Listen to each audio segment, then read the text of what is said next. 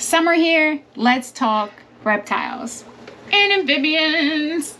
All right, so I've been working on this enclosure and it's going to be for a colony of Amazon milk frogs. There's a few things that I've already done to set the stage for this thing. I cut the walls in the aquarium.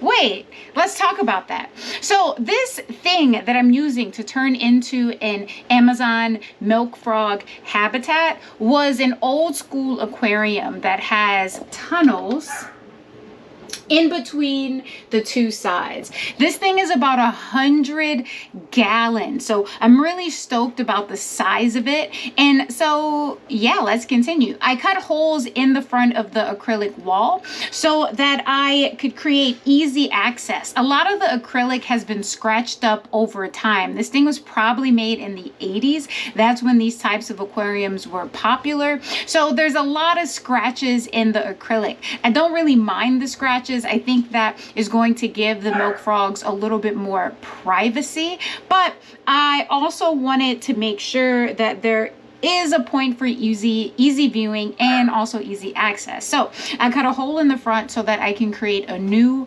door. I have really cool plans for this thing. I've also gone through and I put our background walls in. Let's talk about that. Let's cut to Summer. So I'm a huge fan of our wall panels. It's a new product that we developed and we made it for a few different reasons. We wanted to provide affordable alternatives to making more of your enclosure a usable space. These guys are 3D printed. We use the same type of plastic that water bottles are made from. So the panels are recyclable if you need to discard of them at some point in time. The panels come painted, well, not painted, they don't. The panels come printed in black. They also come in white, and you can customize them in whatever ways you need to. These guys can be painted using dry lock, spray paint, acrylic paint, like any kind of paint you want to use, as long as when it dries is reptile safe, and that covers a wide gambit of options. In terms of this particular style, I already painted it, so it's really subtle. I used charcoal gray and then other varying shades of gray to create a little bit more depth and texture. When we look at it from this side, you can see all of the different ridges, and the back is nice and flat so that you can adhere it to the walls of your enclosure. You could use silicone to pull that off. If you don't want it to be permanent, you could use something like Velcro as well, something nice and strong that can hold the weight of your reptile. With the enclosure that we're talking about in this video, I combined it with other materials like spray foam so that I could create planter boxes and stuff like that. But we have something on the horizon with these guys that's very cool. We'll be dropping it soon. You'll check it out. So yeah, these things are awesome. I really love them. I cut back to the rest of the video. So as I already mentioned, I started by cutting openings in the front of the enclosure. Because this enclosure is made of acrylic, it was super easy to cut through. I didn't have to worry about any of the things that come with cutting glass. I started off by marking my lines. I made sure that everything was perfectly placed where I wanted them to be. I did a plunge with the drill to drill a hole so I could drop the jigsaw bit in. And then I went in with the jigsaw, followed my lines, and cut through the enclosure. My biggest worry was making sure not to chip the acrylic or to crack it. I did end up with one or two small cracks, but it was nothing serious, and we were good to go. Very happy with how it turned out. What a morning so far. So I had plans to get so much done before this point in the day. It's like 1 or something. And, you know, it's days like this where something goes wrong and then things just keep going wrong. And That's fine. So now I'm finally on my way out. I need to go to Home Depot and grab a few things so that I can continue the work on the outside reptile enclosures as well as the inside frog enclosure that I'm building. And yeah, it's time to go. Let's get it on. Sure.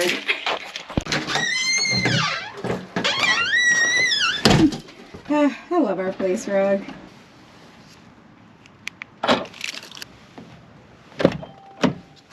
So as I've mentioned, today has been a doozy of a day so far. So many things. And one only one that's still lingering with me right now is one of my bearded dragons bit me. Not on purpose. I just got in the way of the roach. It's my own fault. Let's get driving.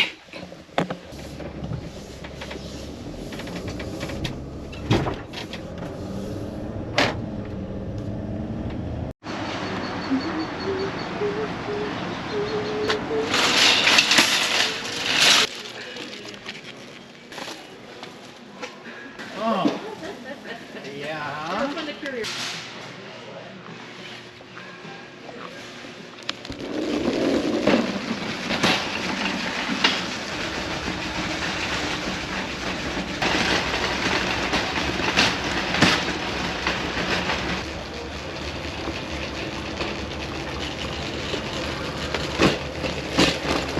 So the area is a mess right now, and I've made a lot of progress since the video of me cutting the hole in the space, but it's going to live in this hallway in a much neater way than what we're looking at right now.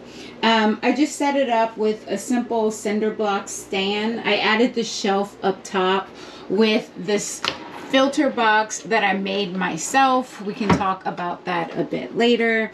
And then I cleaned up the aquarium really thoroughly.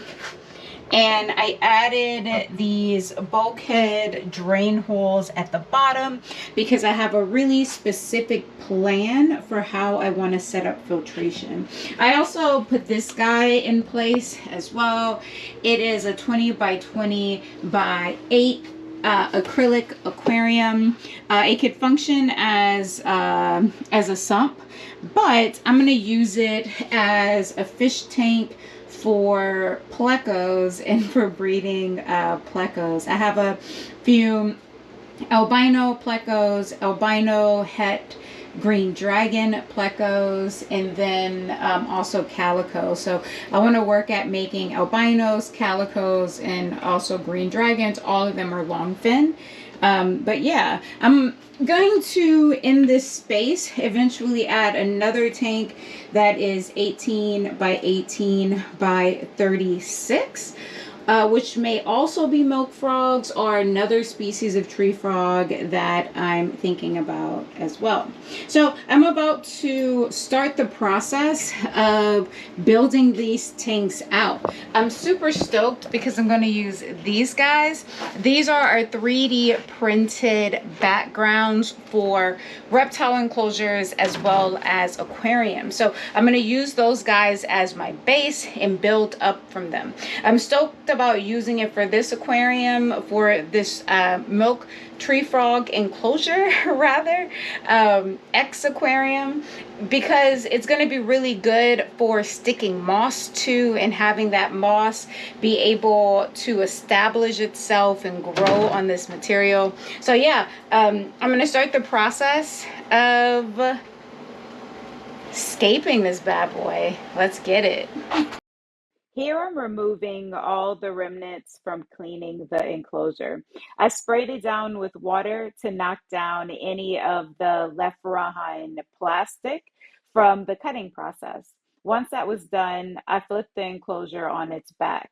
One of the awesome things about working with acrylic is that it's super light, much lighter than glass. I'm using 100% silicone to attach the modular background walls to the enclosure. 100% silicone is completely safe for reptiles and fish. So I'm applying the silicone to the back of the panel. One of the great things about these panels is that they're 100% customizable. So I'm going to add them into the space. I can cut down the other pieces that I need so that they can fit perfectly the way that I need them to. This is what they look like so far. And let's check it out completely finished. So now that I have those walls in, it looks like this. And I'm just really stoked about this product. Our 3D printed enclosure walls are so rad. They're really going to give folks an opportunity to add to the overall available space in the enclosure for your reptiles, for your amphibians. Amphibians, they can climb any surface, but for reptiles, adding this in is really going to be clutch in terms of adding to the available space. What I like about it for this milk frog enclosure that I'm building right now is that it's really going to give me good surfaces to work with. I'm going to be able to attach moss to these walls and an array of other different materials. I'm just stoked about it. So now that I have these walls siliconed in place, I'm going to start planning out how I'm going to place elements. There's going to be a lot of wood and other natural elements. This is also going to be a paludarium. So I haven't decided what kind of fish I want to have inside this space, but I really have to be picky when I'm choosing those because I want these frogs to grow up and also reproduce in this space. So but, you know, we can think about that a little bit later. So I did a lot of planning. I'm going to go ahead and start sketching out on the walls the places where I'm going to add material, add foam to build the surface up. Without further ado, let's get to it. I marked off where many of the structures are going to go. I'm going to use branches and other things to build up the surface to make it really look natural and cool. I'm going to work with Loctite foam. I love this stuff. It's really dense and awesome. Yeah, I'm really excited for what the end result is going to look like. Let's move on. So I have a lot of branches in my yard that I'm going to use to make artificial tree structures inside of this enclosure, but I need to clean the branches up first. Oh, our pond. Now it may not look like much right now, but I've been in the process of cleaning it up. This is all our hyacinth from last season. I want to pull it out, but we have a huge colony of crawfish inside of this bad boy, and a lot of the babies have been attached to the roots of the hyacinth, and I don't want to risk getting rid of them in the process of trying to clear that out. But the pond is so clear. It is a black water pond essentially. There's a lot of tannins in the water, hence the color. Yeah, and now we're to the branches. So I have some bigger guys here that I'm saving for larger outdoor setups. I had a tree that we cut down in this backyard space. This is what's left of it. I would love to build an enclosure around what's left of this tree as well, but you know, one step at a time, or in the case of me and my ADHD brain, 10 steps at a time. That's just not a step I need right now. So I need to process these branches, which means getting off all of the little ones that I don't need, getting rid of leaves. This tree's been outside drying out for a really long time now, so these branches should be good to go in terms of putting them in the enclosure. I'm going to go ahead and start removing all the things I need to take away, and then I'll show you what they look like when I'm done. Here's my pile of branches. They're all clean. I removed extra stems and leaves that I don't need. It's really nice wood. I think it's going to create a space that I'll be really excited and happy about. I start the process of building up the tree, air quotes around that, tree-like structures. I'm placing everything, and I'm just kind of working by eye. I have a loose plan that I showed earlier that I drew out loosely on the background, but a lot of the things that I'm doing right now is just based on what look do I want to accomplish, what aesthetic am I trying to get across, as well as usability for the frogs. I want to make sure that there's lots of branches for them to climb on, as well as lots of opportunities for them to get out of the water when they need to. So I just went through, placed them, use silicone to attach it in certain places. And then I'm going to go in after that and use the spray foam. Here we go. To really lock it in place, build up the other surfaces. Yeah, I don't have a lot more to say about this specific part, so let's just watch it play out.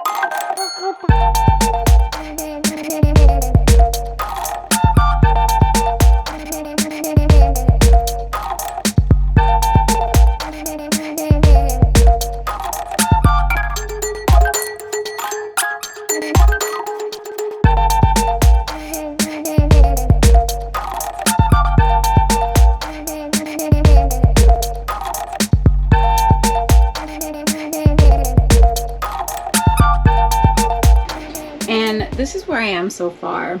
So I have a lot of branches in place, also some rocks. I've made a tiny little tide pool down there, and there's still so much more work to do. I have to make some plant pots that are going to go on the walls to hold our plants in place.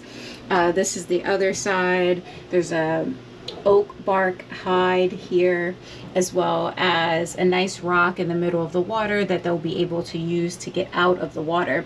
When it comes to having a paludarium with tree frogs, it's important that you have it set up in a way where they can get in and out of the water, especially when they start getting to the point of laying eggs and things of that nature. So yeah, they can get out of the water over here, and then there's branches that go down into the water on both of these sides where they would be able to climb out in any of those specific points. Yeah, so it's coming along nicely. There's so much more work to do. I need to go make some faux rocks and some other things to add in to the space, and I'm really so happy with using our 3D printed modular walls as the background, because it just saved me so much work in terms of creating a complete overall base to work from. I'm just over the top excited about it, right? All right, I'm gonna keep working and keep bringing you along. Because this is going to be an aquatic system, a paludarium, I'm adding in some of the plumbing that's going to be critical. So this tank, this smaller acrylic tank down here, I'm going to have some fish species and shrimp. Right now, I'm connecting the drainage lines from the frog paludarium up top. I'm using this flexible tubing and connecting it to, I don't know, what do you call this thing? It's like a tube connector. I don't know what to call it. Once I got that in place, I started messing around with some of the things up top again. I started painting and just really bringing it home through those last final stages. Just kind of working here and there where things needed to be done, getting these things done one step at a time. This enclosure was an elephant, and there's a saying that says, how do you eat an elephant? One bite at a time. So yeah, I was definitely making my way through this elephant one bite at a time, for sure.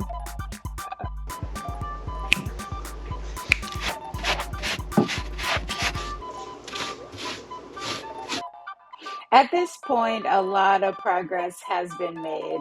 I have all the foam in, everything is painted. I made it some custom foam planters to put extra plants in. All the branches are in place and everything is really blending in with each other nicely. I'm happy with how these planters turned out. I made big globs of foam and let it dry and then carved it to create these little spaces.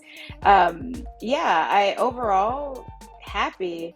And here we are with the space planted. I'm gonna add more features like moss to the background and stuff like that. But here we are, even more developed with water in place. So all of the plumbing is running. I'm gonna do a more detailed video later on how the plumbing works and how I set it all that up. But for now, this is where we are. Everything is planted, the aqua part or aquatic parts of everything. The frogs are in there right now too, which is really exciting. I'll show you those guys in a moment. Oh, there's one. And I'm really happy with these tunnels. It allows the frogs to have access to both sides of the space. Um, yeah, I'm just really happy with how it turned out. Within this exclosure, within this enclosure, because it's also a paludarium, I have shrimp, and then I also have Bristlenose plecos living in this enclosure as well. They will eat any bugs that fall into the water and drown. So it's a whole ecosystem with them keeping everything nice and clean and tidy. I'm going to use this enclosure to breed frogs, these Amazon milk frogs. There's one, total cutie. But I'm also going to breed plecos and shrimp in this space as well. With the setup that I have below, I'll show you in a little bit in a second and tell you more about that. Uh, my primary hydration method for this enclosure is fogging the space, and that has been working so well. I do have misting lines ran, but I haven't needed to use them yet. Here's some of my plumbing setup. I will talk about that in another video. And here is the smaller acrylic enclosure that I have at the bottom. That green box is my sump pump. All of this system combined with the water in the sump pump is about a 35, 40 gallon system. This is a planted aquarium. So I have lots of plants and other awesome stuff happening. I have plecos in this tank that I'll be breeding. I'll also be breeding these guys, which are one of my favorite snail species. They're Japanese trapdoor snails. I just added them in. That's why they're flipped over on their back like that. They have a few babies that they produced in my other aquarium before I added them over here. You can see one of them up in the front there and one off to the side. They are live bearing species, which is why I like them so much. I love live bears when it comes to aquatic hobbies.